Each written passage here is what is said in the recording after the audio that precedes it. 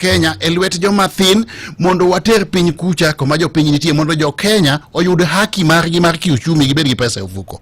Mano gima onego wawachi. Erokamano. Yeah. Bende in gi geno kra trust gi IEBC masani? Ingeni nyocha wan gi changes e IEBC recently. Yeah. I really don't want to talk about individuals. But the commission as an institution... Gima dwa wacho en ni nyaka wabed gi systems, yeah, IEBC systems, foolproof systems, policies gi operational procedures, yeah, mabiro safeguard the electoral process mondo wabed gi a free, fair, impractical, impartial and objectively verifiable process mahakikisha nangoa mahakikisha ni watimu yiero maber mondo ngamoyombo yombi ngamurem. It is the processes, foolproof processes, not really the individuals. Kawangi processes, systems, policies and processes. And you know I've been around for a while, my friend. Yes. Yeah?